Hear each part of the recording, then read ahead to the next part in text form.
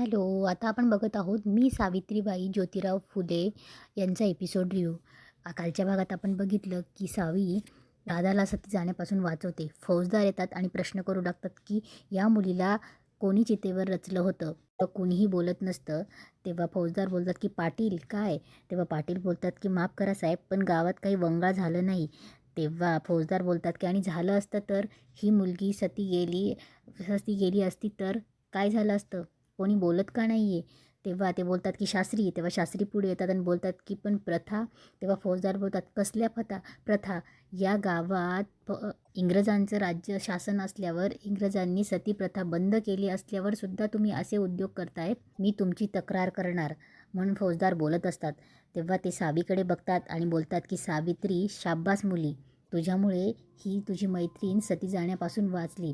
तेव्हा सावित्रीला खूप भारी वाटतं. ती राधाकडे बघते आणि स्माईल करते. तेवढ्यात सावित्रीच्या डोळ्याला भुरळ येते आणि ती खाली पडते. तेव्हा पाटील पटकन धावत येतात आणि बोलतात की सावी सावी बाळा, काय झालं? व शास्त्री बोलतात, हे असं होतं मग. अशा प्रथा बंद केल्या ना, तर हे जिवंत उदाहरण आहे. तेव्हा फौजदार बोलतात शास्त्री. तेव्हा फौजदार बोलतात की हिला काही त्यामुळे झालेलं नाही आहे. बिचारी पोर नायगावपासून शिरवाळ्यापर्यंत पायी धावत आली आहे, म्हणून तिला घेरी आली आहे. तेव्हा पाटील बोलतात की साबी उठ बाळा, आणि बोलतात की साहेब, पोरीला ताप खूप चढला आहे, बाकीचं नंतर बघूया, आधी माझ्या पोरीचा जीव महत्त्वाचा आहे. तेव्हा पाटील तिला उचलतात आणि बोलतात की वैद्यासनं धाडा कोणी, आणि तिला घेऊन जातात. इकडे शास्त्री घरी येऊन त्यांच्या बायकोसमोर बोलत असतात की जरा कुठे शिंकलं तर इंग्रजांचं राज्य, जरा कुठे खोकललं तर इंग्रजांचं राज्य. आणि तो हिरवाऱ्याचा फौजदार नागपुड्यात आणून माझ्यासमोर उभं राहून मला कायद्याच्या गोष्टी सांगतो. देवाचं काही कार्य करायचं असेल तर परमिशन घ्या. मला शिकवतो तो. या बटूशास्त्रीला इतकं सोपं वाटलं का त्याला? तेव्हा बटूशास्त्री हातात पाण्याचा घडा घेतो आणि त्याने आणलेले जे दागिने असतात राधाकडून, त्या दागिन्यांवर पाणी शिंपडून ते दागिनेची नकारात्मकता दूर करतो. तेव्हा त्यांची बायको दागिने उचलते. तेव्हा बटूशास्त्री बोलतात की एका मंत्रात एवढे दागिने पवित्र झाले, एवढं ताकद आहे त्या मंत्रात, आणि तो कायदा मंत्र फेकला की बाकीचं काहीच नाही. तेव्हा बटूशास्त्रीची बायको बोलते, पण ऐकलं ती पोरगी सती गेलीच नाही हो. तेव्हा बटूशास्त्री बोलतात, त्या पाटलाच्या पोरीनं घोळ केला हो सगळा. ती शहाणी आली आणि त्या फौजदाराला घेऊन गेली. तेव्हा त्याची बायको बोलते, अहो तो फौजदार, त्याने काही केलं तर नाही ना तुम्हाला? तेव्हा बटूशास्त्री बोलतो, मला काय करतो तो? मीच त्याला असा तासला आणि त्याला बोललो, म्हटलं जास्त बोलायचं नाही. आणि तेवढ्यात ती पाटलाची पोर घेरी येऊन पडली. धर्म कोणाला सांगत नाही, जागेवरच शिक्षा भेटली.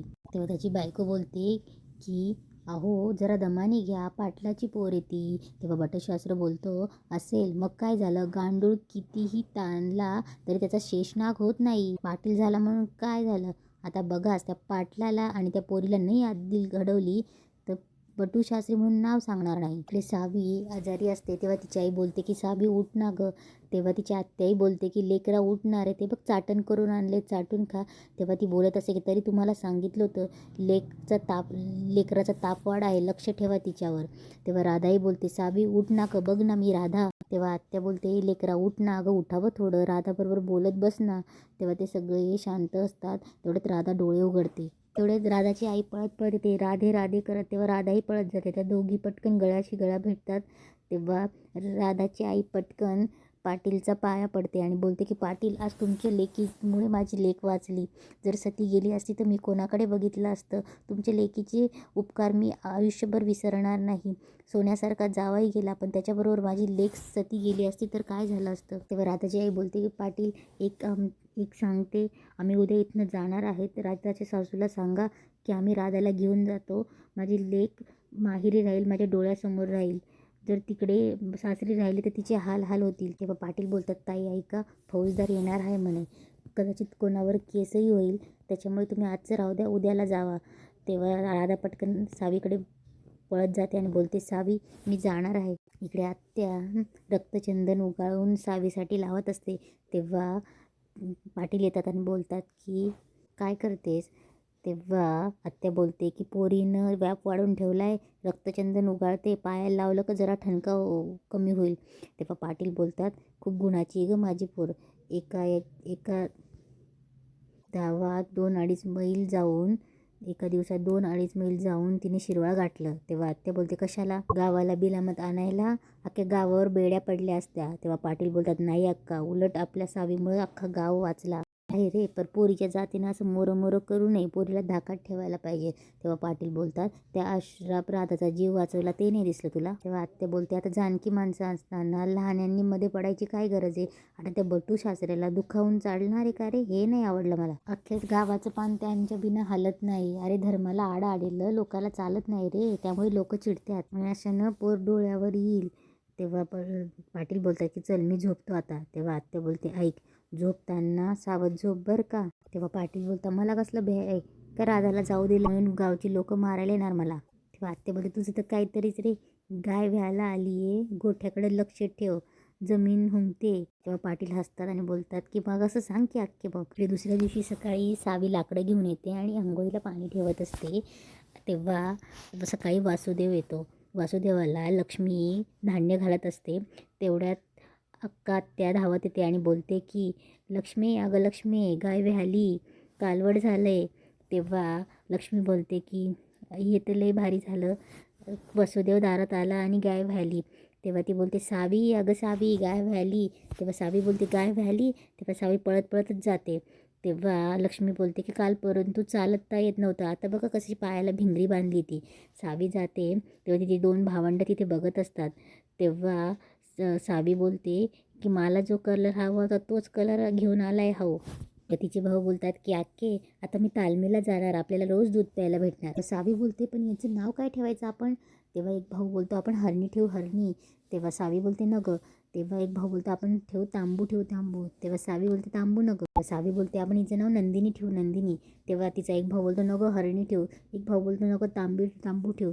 सावी बोलते, नंदिनी ठेवू. यांचं तिघांचं ते नावावरून चालू असतं. तेव्हा सावी बोलते, चूप, मी म्हणले ना नंदिनी ठेवू. तेव्हा तिचा भाऊ बोलतो, बरं बाबा. तेव्हा तो जातो आणि दूध पीत असणाऱ्या वासराला बाहेर काढतो. तेव्हा सावी बोलते, सदा काय करतोयस तू? तिला पिऊ दे तिच्या आईचं दूध. तेव्हा तो बोलतो की अगं सगळं नंदिनी पिणार तर म्या काय पिणार? तेव्हा सावी बोलते, तुला सांगितलं ना पिऊ दे तिला तिच्या आईचं दूध. तेव्हा सदा पुन्हा जातो आणि ते गाय वासराला घेत असतो. तेव्हा सावी बोलते, तू असं नाही ऐकणार. ती काठी घेते आणि सदाला मारते आणि बोलते, मी म्हणाले ना तिला पिऊ दे तिच्या आईचं दूध. तेव्हा पाटलांना एक मनुष्य निरोप घेऊन येतो की चावडीवर फौजदार आले. तेव्हा पाटील बोलतात की फौजदार आले, जे व्हायला नको तेच झालं, तू हो मोर आणि पाटील आलेत म्हणून सांग. तेव्हा लक्ष्मी बोलते, आता हो. तेव्हा तेव्हा सावित्रीचे वडील बोलतात की जे व्हायचं होतं तेच झालं. ते सावित्रीला बोलवतील आणि तिला सगळं विचारतील. तेव्हा सावित्रीला समजावून सांग की काहीच बोलायचं नाही, जे होईल ते आपा बघतील म्हणावं. लक्ष्मी, सावित्रीला समजावून सांग बरं का. तेव्हा सावी आणि सदा मारामारी करत पळत पळत फिरत असतात. तेव्हा लक्ष्मी बोलते की अगं काय करतेस, का मारतेस त्याला?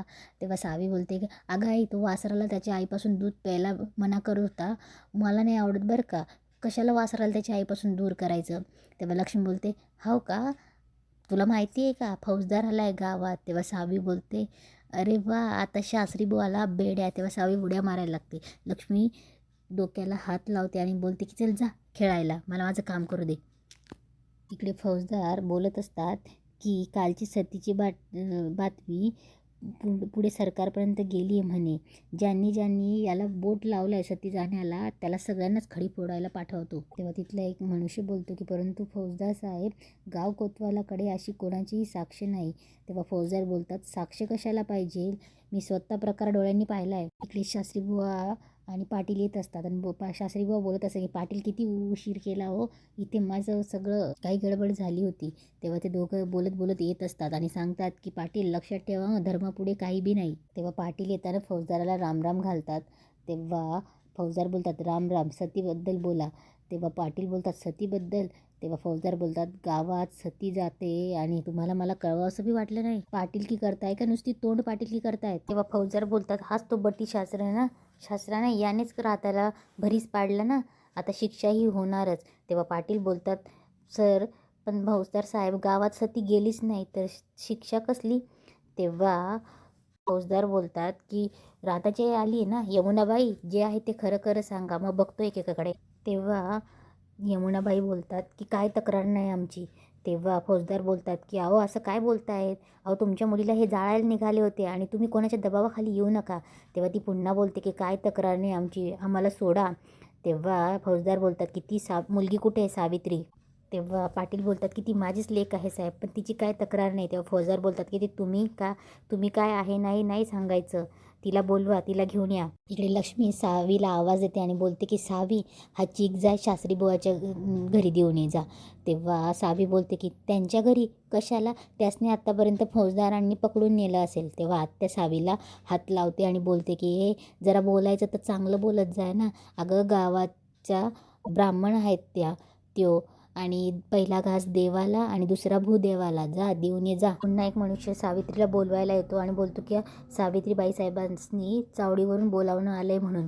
तेव्हा लक्ष्मी बोलते तू पुढे हो, आलीस ती. तेव्हा लक्ष्मी बोलते सावी त्या आबांनी सांगितलंय त्या फौजदारासमोर काही बी बोलायचं नाही, गप्प बसायचं, जा. तेव्हा सावी जायला लागते, हसते आणि बोलते मी बोलणार, समजा खरं खरं सांगणार. आपले शास्त्री बुवा बोलतात की पाटील मी आता निघू का. तेव्हा फौजदार बोलतात थांबा, पाटलांना काय विचारता, मला विचारा. तेव्हा शास्त्री बुवा बोलतात की अहो पण आत्ता मुलीच्या आईने सांगितलं ना की माझी काही तक्रार नाही म्हणून. तेव्हा फौजदार बोलतात की सावित्रीला येऊ द्या, सरकाराला मला जाब द्यावा लागेल. तेव्हा शास्त्री बुवा बोलतात अहो पण तुमचं सरकार आलं आज, आम्ही इथे युगायुगाचे आहोत, तर आम्ही काय करावं काय नाही हे इंग्रज कसे ठरवणार. तेव्हा फौजदार बोलतात ते कळेलच लवकर, तर फक्त त्या मुलीने जाब देऊ द्या, मग कशा तुमच्या मुसत्या आवळून ठाण्याला घेऊन जात होते. तेव्हा शास्त्री बुवा बोलतात काय मुसक्या आवळणार, बघा बघा पाटील बघा काय वेळ आली आपल्या भूदेवावर. नारायणा बघतोयस ना रे बाबा. तेवढ्यात सावी येते तिथे. तेव्हा फौजदार बोलतात ये बाळा ये. तेव्हा पाटील बोलतात साऊ ये, आणि फौजदारांना बोलतात फौजदार माझी लेक. तेव्हा फौजदार बोलतात खूप शूर मुलगी तुमची, सांग बाळा काल गावात जे काही घडलं त्याबद्दल सांग. तेव्हा सावी काहीतरी बोलणार, तेव्हा पाटीलच्या खांद्यावर हात ठेवतात, सावीचं लक्ष जातं, सावी शांत होते. तेव्हा फौजदार बोलतात पाटील बोलू द्या तिला. तेव्हा पाटील बोलतात की अहो माझी लेक आहे ती, मी सांगतोय म्हणजे ती तेच सांगणार ना, काही तक्रार नाही तिची. आणि साहेब या गावचा पाटील म्हणून हात जोडतो, सबूत देतो तुम्हासनी, यापुढे या गावामध्ये अशी काही बी घटना घडणार नाही. तेव्हा सावी बोलत नाही. फौजदार बोलतात बरं ठीक आहे, मीच गावाला विचारतो कोणाला तक्रार आहे का. तेव्हा सगळे लोक खाली मान घालून उभे असतात, सावी इकडे तिकडे बघत असते सगळ्यांकडे.